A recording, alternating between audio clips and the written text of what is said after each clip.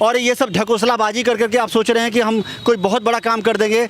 आप भ्रम में हैं, आप इस भ्रम से निकलिए। चलिए तो आप क्या बोले कि भारत जोड़ो यात्रा 2.0 राहुल गांधी जी करेंगे। बोले राहुल गांधी जी से पहले ये बोलिए कि पहले भारत नाम को तो एक्सेप्ट करें वो, ठीक है, उसके बाद भारत जोड़ो यात्रा करिएगा। और जो विपक्ष की आप बात कर रहे हैं ना, विपक्ष इस वक्त थड़ थड़ काँप रहा है। मुझे रामचरितमानस की ना एक बहुत बढ़िया चौपाई याद आई है, ठीक है, कि जो मोदी जी से मतलब ऐसी याद आती है कि इस वक्त बीजेपी से जितनी भी ये जो INDIA जो ये जो पूरा ये जो बनी है ना, ये पूरा थड़ क्यों काँप रही है। मुझे रामचरितमानस की ये चीज़ याद आई है कि हनुमान अंगद रन गाजे, हाँक सुनत रज नीचर भाजे। ठीक है, जब हनुमान जी और अंगद जी जब रण में आते थे ना युद्ध लड़ने के लिए, तो जितने भी राक्षस और ये जो रजनीचर थे ना, ये सब ना एकदम थड़ काँप के रण युद्ध छोड़ देते थे। तो इस वक्त ये है कि इनके पास एक तो कोई मुद्दा ही नहीं है, पहली बात मोदी जी को नीचा दिखाने का, ठीक है, नीचे गिराने का। और ये जो बाहर जाके चाहे कितना भी आप बोल दो कि मुस्लिम क्या बोलते हैं, मुस्लिम समाज है वो भारत में इस वक्त बहुत ज़्यादा क्या बोलते हैं खतरे में है और वो सही नहीं है, सुरक्षित नहीं है। ये राहुल गांधी ये सब छोड़ दे, बहुत पुराना हो गया। इस चक्कर में नेहरू जी भी बेच खाए, ठीक है। तो ये हम आपसे जानना चाहेंगे क्योंकि 2024 चुनाव से पहले सनातन को लेकर बड़ा टारगेट किया जा रहा है।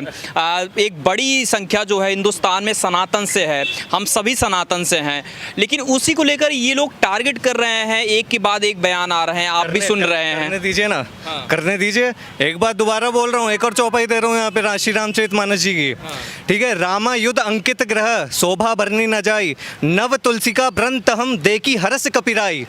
जहाँ पे राम नाम का जहाँ पे वर्णन है ना, जिस जगह पे, उसकी शोभा कोई नहीं घटा सकता, ठीक है। तो सनातन धर्म पे आप जितना भी बोल लो, जितनी भी टिप्पणी कर लो, चाहे ए राजा हो, चाहे स्टैलिन हो, चाहे फलाना ढिमकाना, राहुल गांधी जैसे कितने भी मच्छर लोग हों, मच्छर कीड़े जितने भी लोग हों, बोल लो, कोई फर्क नहीं पड़ता उससे। क्योंकि राम नाम का जहाँ पे जिस जगह भी वर्णन है, उसकी शोभा कोई नहीं गिरा सकता है, तो भूल जाओ। एक तरफ देश में जो है राम को लेकर, सनातन को लेकर इतना विवाद हो रहा है, दूसरी तरफ विदेशी मेहमान जो सामने आ रहे हैं, लगातार वो जो है जय श्री राम के नारे लगा रहे हैं, या बापू की कथा में जाते हैं, ऋषि सुनक की बात करें, वो कहते हैं मैं गर्व से कहो मैं हिंदू हूँ, ठीक है।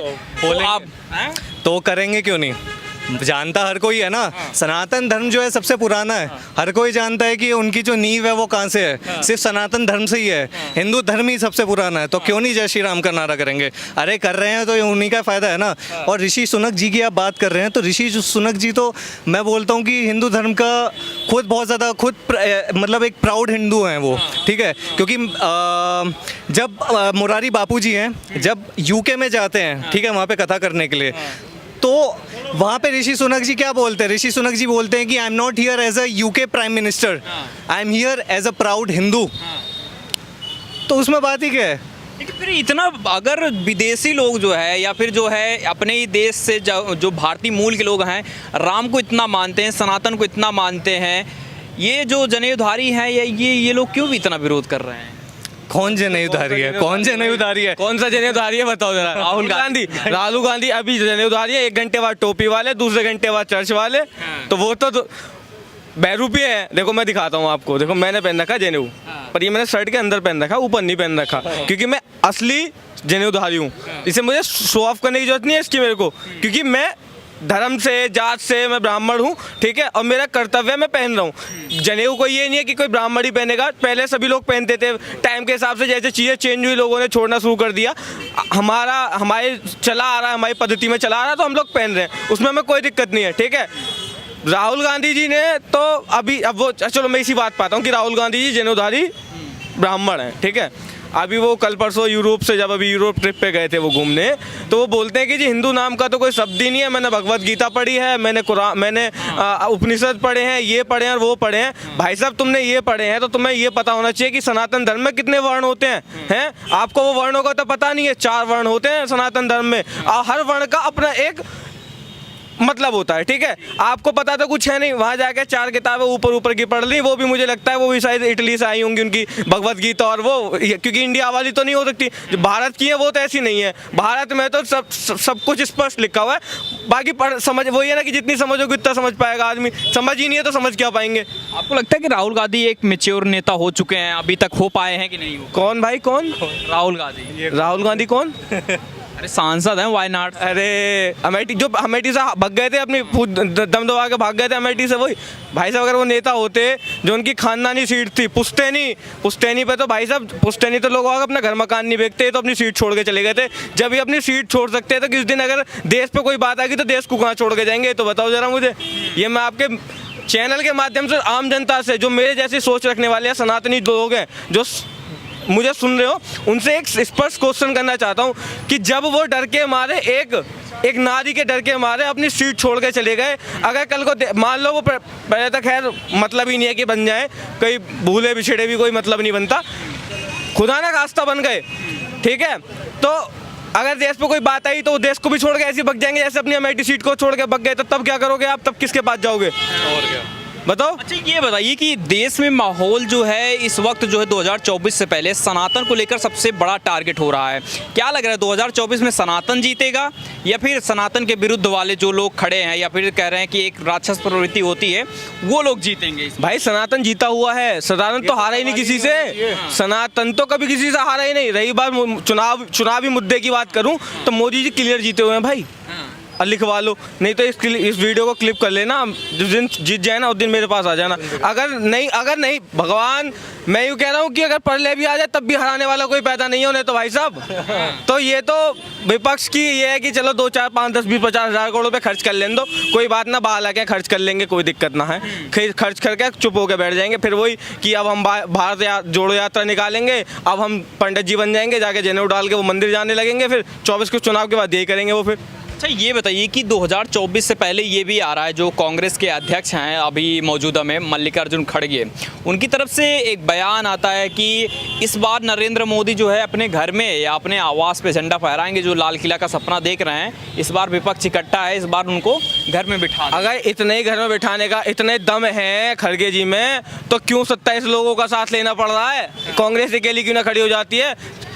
जब से देश आज़ाद हुआ तब से है ना, क्यों ना दम है उसमें? अकेले खड़े होने का दम ना है तो 7 लोगों को जोड़ लिया साथ में, अकेले है खड़े होने का दम? अकेले खड़े होने का दम तो है ना, ठीक है। बात चले करने तुम उनकी कि मोदी जी को अपने घर पे फहराएंगे, भाई साहब घर पे ना फहराएंगे, वो 24 में भी वो झंडा लाल किले पे फहराएंगे, और उसके बाद की भी तैयारी पूरा प्लान्ड है कि कौन कौन आने वाला है। ये तो उनके दिमाग में वहम है बस, और कुछ नहीं है कि हाँ। ये बताइए कि हाथी चले 1000, कुत्ता भौंके 1000। क्या? हाँ बिल्कुल ये बात है बस। ये बताइए कि 2024 का जो मुकाबला दिख रहा है, आपको लग रहा है कि दिलचस्प मुकाबला होने वाला है या एक तरफा मुकाबला होगा? एक तरफा ही है भाई, एक तरफा, बिल्कुल एक तरफा।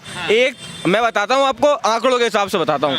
2014 में जब चुनाव हुए तो कांग्रेस 19% पे थी, ठीक है।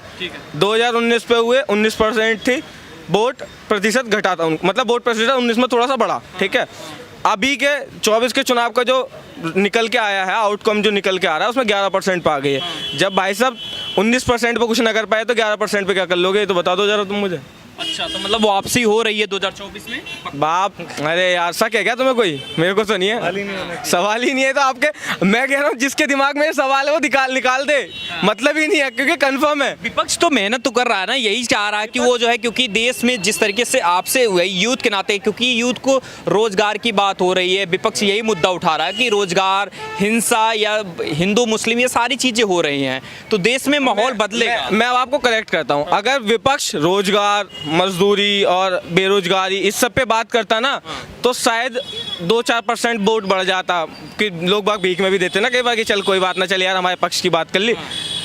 जो सनातन पे वो कर रहे हैं, तो वो 2-4-6% जो देने वाला भी था ना, वो भी नहीं देगा, और जो देगा वो सबसे बड़ा दोगला, जो देगा वो सबसे बड़ा दोगला। नैरेटिव्स क्यों नहीं चल पा रहे उनके उत्तरी राज्यों में, क्यों नहीं चल पा रहे? क्यों दक्षिण में जाके अपनी एसटीसी मरवा रहे हैं भाई? यहाँ आके बोले ना। अब आपसे एक और सवाल रहेगा, उसके बाद ये बातचीत को ख़त्म करते हैं। आपसे ये जानना चाहेंगे कि 2024 पहले सनातन को लेकर बीजेपी बड़ा जो है दिख रहा, अपना रुख एक रखती है कि हम सनातन के प्रति जो है हमारी आस्था है, हम उनको बचाव करते हैं, लेकिन यहीं पर मोनू मानेसर को गिरफ्तार किया जाता है, बिट्टू बजरंगी की गिरफ्तारी होती है, फिर ऐसे लोगों के साथ कहाँ खड़ी होती है? बिल्कुल बिल्कुल बात आपकी सही है भाई साहब। देखो हर चीज़ का तर्क वितर्क हर चीज़ का है। उनके साथ अगर वो गलत होंगे तो गलत, उनका जो अगर उन्होंने गलत किया है वो उन्होंने केस, आप गलत मानते हैं? मैं बता रहा हूँ, उन्हें उस केस में नहीं उठाया। पहली बात तो जो वहाँ पे हुआ था कांड, उन्हें उठाया दूसरे केस में। पहली चीज़ क्लियरिफाई कर दूँ मैं आपको, वो मर्डर केस में उठाया उन्हें, ठीक है। तो मर्डर केस अगर उन पर सिद्ध होगा तो वो जेल जाएंगे, नहीं होगा तो बरी हो जाएंगे, साफ सीधी बात है, पहली चीज़। दूसरी चीज़, मैं बीजेपी का जो स्टैंड लेने वाली बात है उस पर मैं आपको एक पिक्चर क्लियर करता हूँ। बीजेपी को क्यों मैं वोट देना चाहता हूँ या मैं क्यों मोदी जी को वोट देना चाहता हूँ, उस पर मैं आपको थोड़ा ब्रीफ बात कर देता हूँ। ठीक है।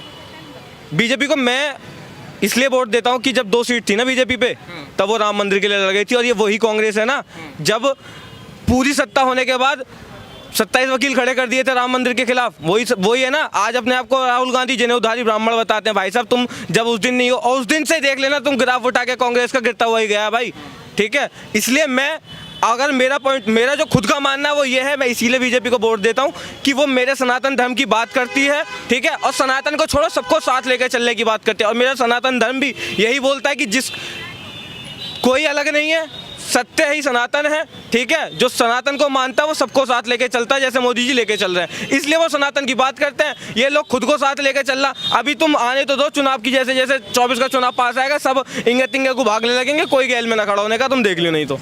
आप राम मंदिर जो मुद्दा है लगातार, क्या लगता है कि ये राम मंदिर जो है बड़ा मुद्दा बनेगा इस बार? भाई मुद्दा नहीं है, भाई मुद्दा है ही नहीं है, ये हमारी आस्था है, हमारी मुद्दा थोड़ी है। लोगों ने ऐसा मुद्दा समझ रखा है। अगर मान लो आप किसी प्रथा